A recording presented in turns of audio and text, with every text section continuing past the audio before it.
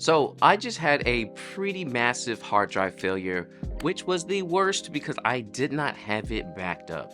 I actually lost my main video drive that had all of my YouTube content on it, and if you're a normal viewer of the channel, I actually had 3 full wedding day videos recorded and all the footage there, and I straight up lost all of it. So while I'm waiting for my drive to get to a data recovery system, I'm over here luckily reviewing something that should help me going forward in the future so that I have better backups. And I'm sure you're probably asking what happened to Backblaze. I don't think it was fully backing up the drive for some reason. Video files are huge. My internet is trash. It takes forever. So that's why I'm gonna be using the QNAP TR-002 and also 004 going forward, so I have a good RAID setup. Now, again, as a wedding photographer, YouTube content creator, anyone doing something where you're taking very important photos or video, you need some type of RAID system. And the QNAP TR002 is probably one of the easiest ways to do it. I actually liked the 002 so much that I bought the 004 myself because QNAP did send me over the 002, so keep that with a grain of salt, but I did, with my own money, buy the 004.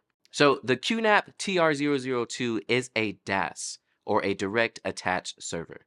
Now this is a little bit different from a NAS, which are network attached, meaning you're going through your own home network. And I have both. I've been using QNAP for a long time, but I do like the direct attached server approach much more, especially if I'm going to be working off of it. So if you're looking for a storage solution yourself, let's talk about a little bit of the specs of the TR002. So again, it is a 2-bay DAS, meaning that you can put in your own hard drives. Make sure you're putting in NAS grade hard drives because these things are running all the time, and if you just put a normal internal hard drive in it, it will fail quickly. In the packaging, you'll find the device, a power cable, USB-C to USB-A, and also a USB-C cable. This will ensure you're always able to connect it to your computer no matter what you're using. The build quality is great. It's made out of sturdy plastic, and all of the drive bays are as you would expect, with a lock mechanism so no one will randomly open your drives. If you're looking for just getting the bay itself, you can find it for about $160. However, if you want to get something pre-configured, they do have that online as well. And I'll leave links in the description below where you can get something pre-configured.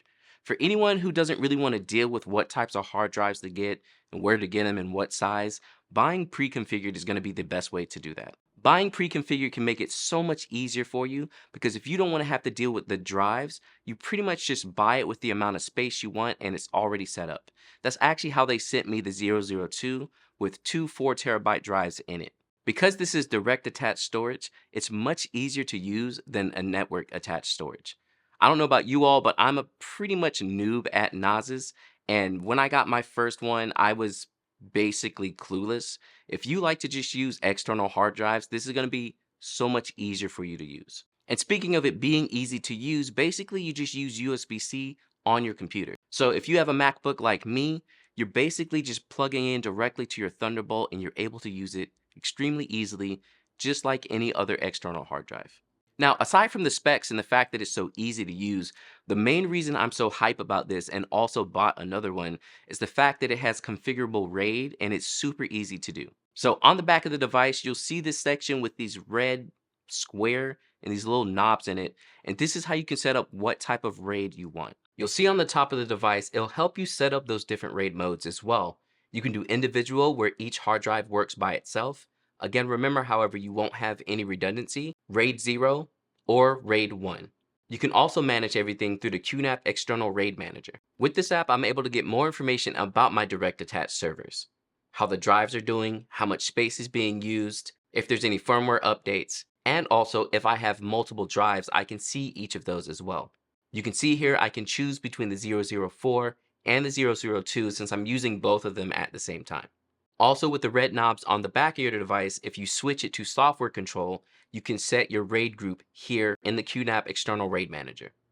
Now, the reason you want RAID is this is a way for your drive not to fail and at least have a backup. RAID 1 is probably one of the more common ones that you hear about, and this means that the drives that you have in are basically mirroring each other. So again, I have 2 4TB drives in mine. If one of those drives fail, the other drive has all the content on it, and then I could just swap out a drive and I'm good to go. Now, personally, I'm going to be using RAID 5 because it's a little bit faster and it works about the same, but this will be on my 4 bay. On the TR002, you have individual, JBOD, RAID 1, and RAID 0. So there's a couple of different options you can use, and definitely search around on YouTube if you're not familiar with RAID and which one you want to use. So you may be thinking to yourself, well, why do I need a direct attached server? I could just get an external hard drive. But let me tell you the 3 main reasons I think everyone should have at least one dual or 4 bay direct attached server. Starting out with redundancy. Again, we talked about it before with having different RAID versions, but having a way so that if one of your drives die, that it's actually backed up onto another drive is absolutely huge. Like I said, I just had a huge hard drive failure, and if I at least had some kind of redundancy in the drive itself, I wouldn't be dealing with what I'm dealing with today. So the redundancy is absolutely huge. That's why I like direct attached servers, because it feels like an external hard drive, but it has that immediate redundancy. Now, the next thing is space. You can buy pretty big external hard drives, but having a 2 bay drive or even a 4 bay makes a huge difference. Like my 004, I put 54 terabytes in that thing, so I have a whole bunch of space for me to back up, archive, just anything I need to. Whereas with external hard drives, you're probably dealing with like 10 terabytes, 5 terabytes, maybe even 20, but you're not going to get up to 54 terabytes or larger. But you can do that with a multi-bay DOS. And last but not least is the fact that you can just swap out the drives whenever you need to if something fails. Again, going back to the first point with redundancy, when a drive fails, all you have to do is swap it. So with my 4 bay, with RAID 5, if one of my drives fail, all I have to do is put a new one in and I'm good to go. Now, clearly, if 2 drives fail, I have an issue. But again, having 2 whole drives fail is kind of a lot. So those are really the main reasons that I think everyone should be using some type of DOS in their own workflow creative backup system. I've been super happy with my short amount of time of using the TR002 and 004, and honestly, I'm hoping going forward I'm not going to have another huge hard drive failure. I'm also going to put into my backup process using ChronoSync to back up all my drives to another drive, and also making sure that I have Backblaze running correctly, because that was honestly my own fault. I don't think it was working correctly. So I'm going to be backing up all of these drives to the cloud as well to some other older hard drives that I have.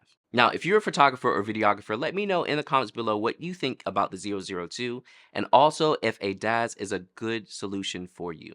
Honestly, like I have so many hard drives at this point and it's still not enough because I learned the hard way the video takes a lot of space. And if you're a photographer trying to get into video, just buy a bunch of storage. You need terabytes, hundreds of terabytes of storage if you're doing video. Keep that in mind and don't end up like me. Also, don't forget to check the description below for links to the TR002 if you're wanting to pick one up yourself. And if you have any questions, please let me know.